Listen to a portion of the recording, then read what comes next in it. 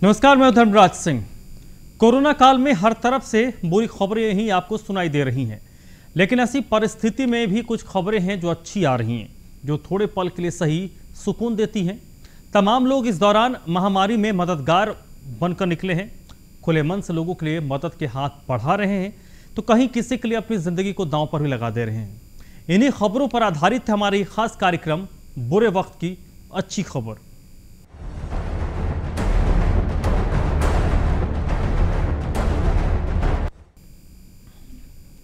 जहां एक तरफ देश में कोरोना महामारी अपना तांडव मचा रही है, तो दूसरी तरफ पुलिस लोगों की सुरक्षा के लिए अपने कर्तव्य का पालन करते हुए लॉकडाउन का पालन भी करवा रही है। बात की जाए मातृशक्ति को लेकर, तो गाजियाबाद के महिला थाने में मौजूद सभी महिला पुलिसकर्मी अपने कर्तव्यों का पालन करते हुए ड्यूटी को मुस्तैदी से निभा रही है। साथ ही साथ लोगों से लॉकडाउन का पालन भी करवा रही है।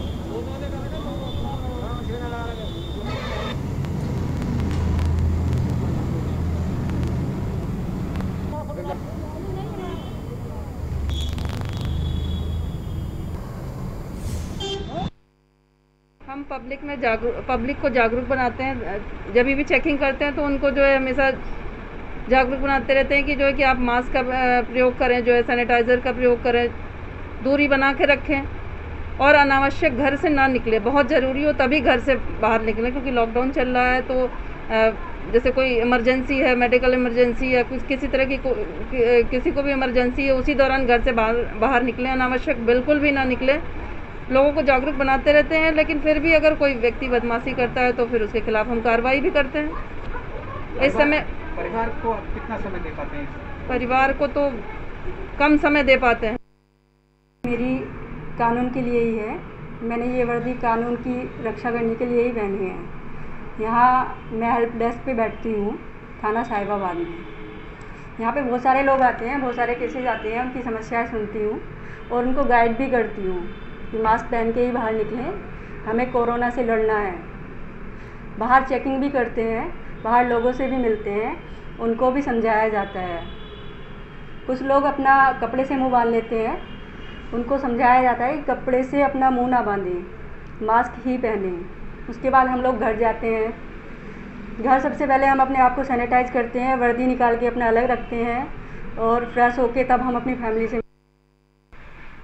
पुलिस इस समय लॉकडाउन के समय पुलिस विभाग में हर एक व्यक्ति को कोरोना महामारी के अनुसार अपने आप की भी सुरक्षा करनी है। अपने आप को सुरक्षित रखते हुए समाज को भी सुरक्षित करना है। जो लोग कोविड के प्रोटोकॉल का उल्लंघन करते हैं उन्हें समझाते हैं। ज़रूरत पड़ने पर उनके खिलाफ विधिक कार्रवाई है वो भी करनी पड़ती है। शुरू में जब लॉकडाउन शुरू हुआ, कोरोना के चालान किए गए। कोरोना के अंतर्गत तो चालान करते समय मास्क भी बांटे गए, सैनिटाइजर भी बांटा गया, लोगों को समझाया गया कि घर में रहें। बाकी सबसे पहले यही है कि अपना इस समय सबसे पहले लगता है कि हमें समाज में रह के, समाज के बीच में रह के अपनी ड्यूटी निभाई जाए, क्योंकि लोगों को वर्दी से वो ये नहीं समझते हैं कि वर्दी है तो कोरोना हम पे भी इफेक्ट करेगा। नहीं, उन्हें लगता है कि वर्दी पहन रखी है, कोई भी समस्या होती है सबसे पहले पुलिस को वो याद करते हैं।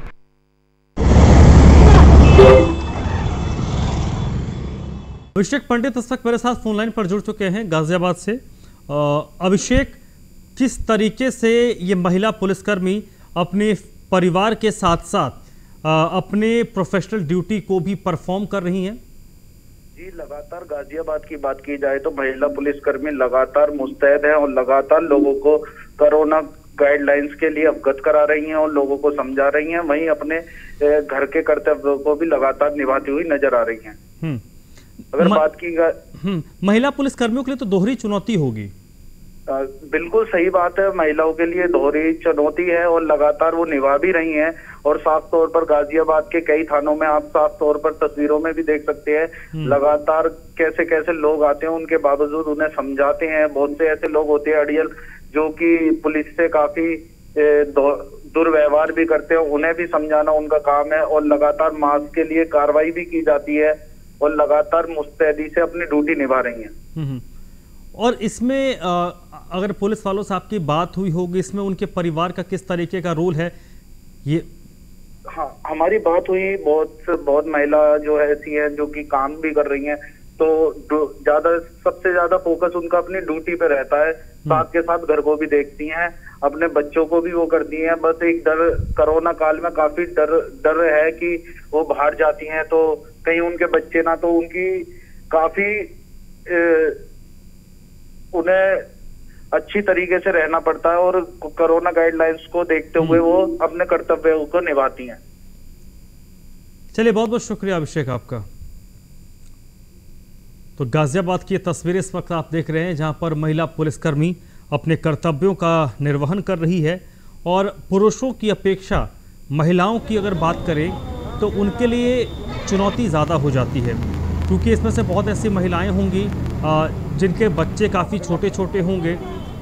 पिता हो सकता है, पिता से सप्ताह 10 दिन 15 दिन वो ना भी मिले तो बच्चे हैंडल कर लेते हैं, लेकिन माँ के लिए काफ़ी मुश्किल होता है, बच्चे के लिए भी काफ़ी मुश्किल होता है। तो एक पुलिसकर्मी जिसका बच्चा छोटा होगा, वो इस कोविड के दौर में उसको पता है कि वो बाहर जा रही है तो संक्रमण का डर होता होगा, ऐसे में फिर वो वापस घर लौटती होगी, बच्चे आसपास होते होंगे, तो एक हमेशा मन में डर बना रहता होगा। लेकिन फिर भी जो महिला पुलिसकर्मी है वो मुस्तैदी के साथ अपनी ड्यूटी को निभा रही हैं।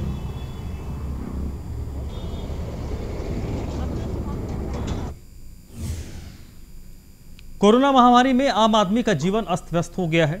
ऐसे में ज्यादातर सक्षम लोग आम आदमी की मदद के लिए हर संभव प्रयास भी कर रहे हैं। मुजफ्फरनगर में भी कुछ ऐसा ही देखने को मिला है। यहाँ युवा व्यापारियों की एक टीम कोविड संक्रमितों की खूब बढ़ चढ़ कर मदद कर रही है।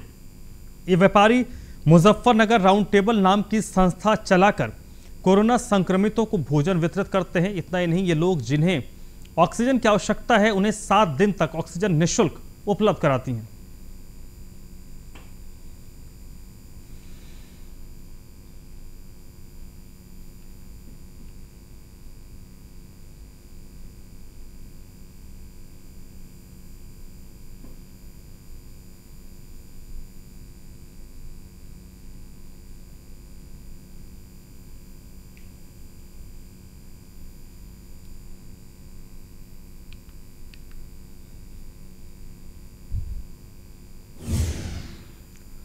बुलंदशहर एसएसपी संतोष कुमार ने सराहनीय काम किया है, जिसकी जमकर तारीफ हो रही है। दरअसल संतोष खुद जिले का दौरा कर रहे हैं और असहाय, गरीब और मजदूर लोगों तक राशन पहुंचा रहे हैं। जाहिर है कि कोरोना के इस महामारी में कई लोगों के सामने आजीविका का संकट खड़ा हो गया है। ऐसे में एसएसपी संतोष कुमार इन लोगों के लिए किसी मसीहा से कम नहीं है।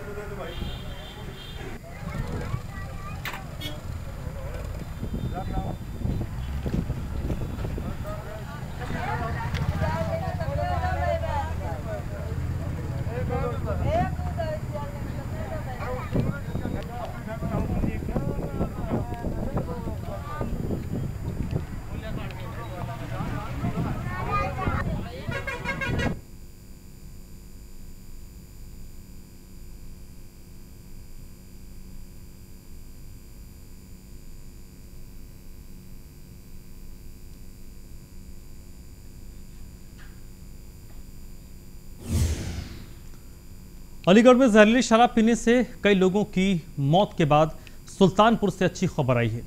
सुल्तानपुर में पुलिस शराब बनाने वाले आधा दर्जन परिवारों के घर पर राशन का किट लेकर पहुंची और परिवार वालों को मुफ्त में राशन किट उपलब्ध करवाया है।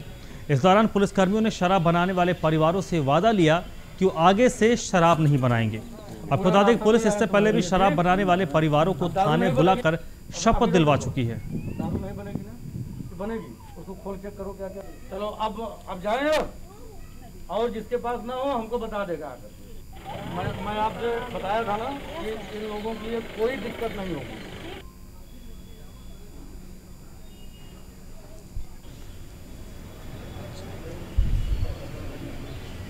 जो है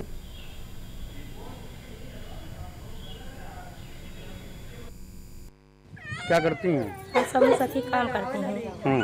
हाँ बताइए। हम समूह सखी में काम करते हैं। समूह सखी का जितनी महिला हैं, सारी महिलाओं को अब ये सब शराब वराब नहीं बनाएंगी, बस समूह में जोड़कर इन लोगों को अच्छा धंधा सिखाएंगे, अपना कमाए खाएंगी, बस ये गलत धंधा नहीं करेंगे लोग। अब नहीं करेंगी ना? नहीं करेंगे सर। क्या करती हैं? हम समूह सखी काम करते हैं। हाँ बताइए।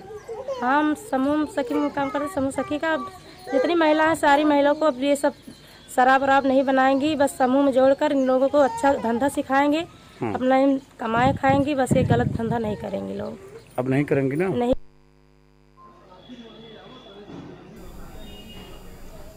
तो सुल्तानपुर में पुलिस ने एक बढ़िया पहल किया है। शराब बनाकर जिन परिवारों का आजीविका चलता था, पुलिस उन परिवारों तक गई और उन लोगों को बाकायदा राशन दिया गया और उनसे एक वायदा लिया गया कि वो आगे से शराब बनाने के काम में शामिल नहीं होंगी और इसको लेकर इनके कामकाज में जो भी प्रशिक्षण की ज़रूरत होगी वो भी प्रशिक्षण में पुलिस की तरफ से इनको दिलवाया जाएगा। कोरोना की दूसरी लहर में जहां एक तरफ ऑक्सीजन के लिए लोगों को जद्दोजहद करनी पड़ रही है, ऐसे में कानपुर देहात के पार्थ बंसल ने एक मास्क का इनोवेशन किया है। पार्थ का मानना है कि इसकी सहायता से ऑक्सीजन की बर्बादी को रोका जा सकता है। पार्थ ने एक ऐसा वॉल्व विकसित किया है जिसे ऑक्सीजन मास्क के साथ जोड़ दिया जाता है। जब भी मरीज उसे पहनेगा तभी वॉल्व खुलता है और ऑक्सीजन की आपूर्ति शुरू होती है। जब मरीज मास्क उतार देता है वैसे ही ऑक्सीजन की आपूर्ति बंद हो जाती है।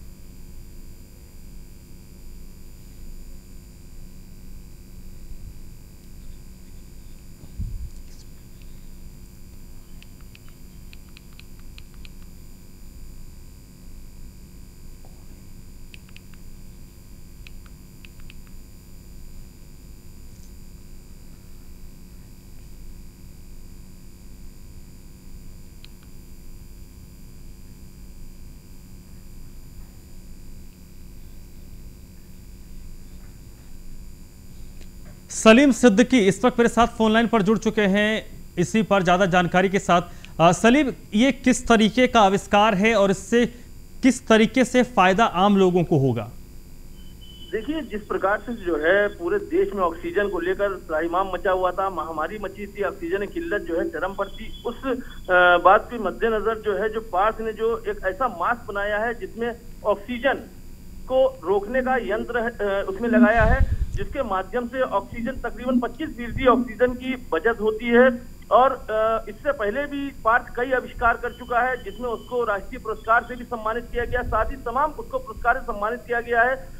APJ अब्दुल कलाम के सम्मान से उसको नवाजा गया है और लगातार पार्थ इस क्षेत्र में जो है अग्रसर है और उसका कहना है कि भी और इस तरह से जो है नए आविष्कार कर वो देश के प्रति अपना दायित्व निभाएंगे। जी चलिए, बहुत बहुत शुक्रिया आपका। जी, मैंने एक मास्क बनाया है जिससे कि ऑक्सीजन की बचत हो सकती है। इसका मोटिव मुझे तब मिला जब सेकेंड वेव में ऑक्सीजन की काफ़ी कमी होने लगी, कोरोना केसेस बढ़ने लगे, ऑक्सीजन की कमी होने लगी, लोग ऑक्सीजन खरीदने के लिए सड़क पे घूमे, बहुत मेहनत करके ऑक्सीजन कहीं से ढूंढ के लाए थे। उसी समय कानपुर IIT ने एक रिपोर्ट जारी की, ऑक्सीजन ऑडिट किया, जिसमें उन्होंने बताया कि 25% तक ऑक्सीजन जो है वेस्ट हो जाती है जब मरीज़ अपना मास्क निकालता है खाना खाने के लिए या पानी पीने के लिए, एक जगह से दूसरी जगह जाने के लिए, तो वो सिलेंडर को बंद नहीं करता है, जिसकी वजह से ऑक्सीजन लीक होती रहती है और 25% तक ऑक्सीजन लीक हो जाती है इस केस में। तो उसी को देखते हुए मैंने मास्क बनाया है जिसमें एक वाल्व लगा हुआ है जो अपने आप खुल जाता है जब आप अपना फेस इसके ऊपर रखते हैं और अपने आप बंद हो जाएगा जैसे। क्योंकि अभी हमने पढ़ा कि एक ऑक्सीजन का ऑडिट हुआ IIT कानपुर की टीम के द्वारा, उसमें जानकारी ये सामने आई कि 20 से 25% तक ऑक्सीजन वेस्ट हो जा रही है। जो ऑक्सीजन यूज़ की जा रही थी हॉस्पिटल में वो काफ़ी ज़्यादा वेस्ट हो जा रही थी। और हम ये भी देख रहे थे कि ऑक्सीजन की इतनी किल्लत है, जहाँ 15% ऑक्सीजन जो मेडिकल के लिए दी जा रही थी अब 100% ऑक्सीजन मिल रही है, उसके बाद भी लोगों को नहीं मिल पा रही है। और उसी बीच अगर हम ये सुने कि 20 से 25% ऑक्सीजन वेस्ट हो रही है तो ये कितनी शर्म की बात है। तो वो बात जब मैंने सुना पढ़ा तो मैंने पार्थ से डिस्कस किया कि बेटा इसके लिए क्या कर सकते हैं। तो पार्थ ने बड़ी मेहनत से फिर एक अरेंजमेंट ऐसा बनाया है जो ऑक्सीजन वाले मास्क में लगा सकते हैं और उससे वो ऑक्सीजन जो वेस्ट हो रही थी उसको बचा सकते हैं। क्योंकि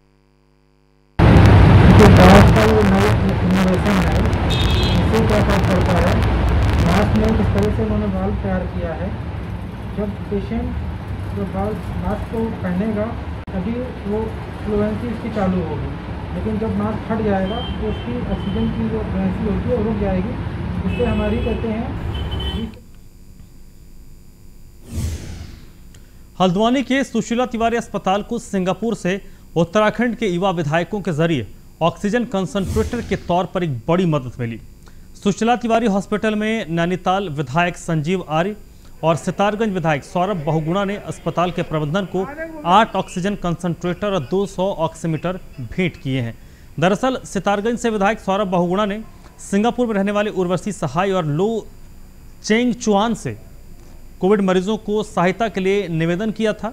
इसके बाद सिंगापुर से उर्वशी सहाय और लो चेंग ने CSR फंड के जरिए 10 ऑक्सीजन कंसंट्रेटर के साथ ही 200 ऑक्सीमीटर हल्द्वानी भेजे हैं।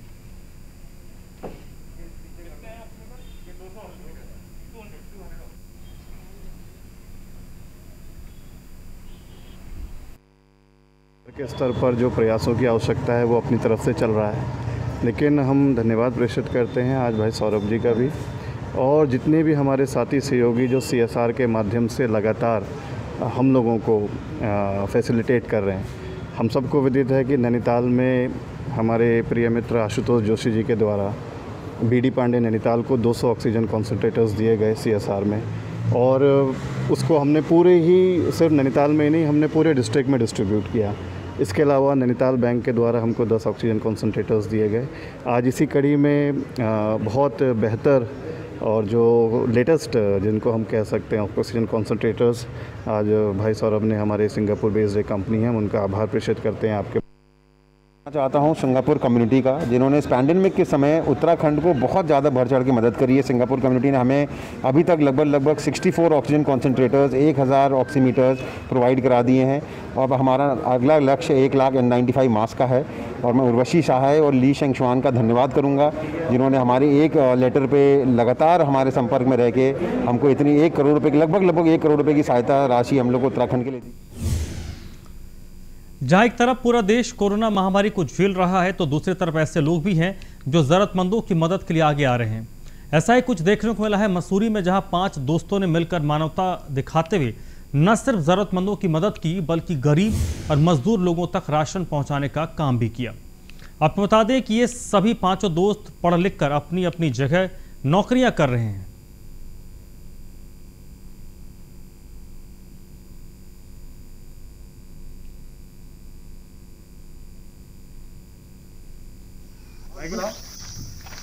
ले जाओ भाई, आप ले जाओ।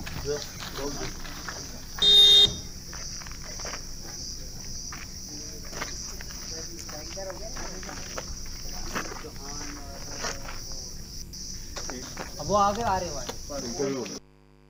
फ्रेंड्स हैं, हम सब बैचमेट्स हैं, हम अपने एक स्कूल में थे। सबने अपना करियर नया स्टार्ट किया है, सबके पास सीमित संसाधन है, तो हमने सोचा क्यों नहीं एक नया पहल लेके आए। सरकारी तंत्र तो लोगों की मदद कर ही रही है, जिनके पास राशन कार्ड है और कार्ड धारक है। हम चाह रहे उन लोगों पे पहुंचे जिन लोगों पे आज तक कोई नहीं आ पाया, जिनको सख्त ज़रूरत है, जो लोग कमा नहीं पा रहे हैं, चाहे वो डेली वेज लेबरर्स हो, चाहे जिनकी नौकरी छूट गई है, किसी के हस्बैंड वाइफ की डेथ हो गई है। तो जो नीडी है और जो इम्पोवरिश्ड लोग हैं, हम चाह रहे हैं उन तक ये सामान पहुँचे और वो कम से कम अपना 15-20 दिन की व्यवस्था चलाते हैं। फ्रेंड्स हैं, हम सब बैचमेट्स हैं, हम अपने इस बुलेटिन में फिलहाल इतना ही।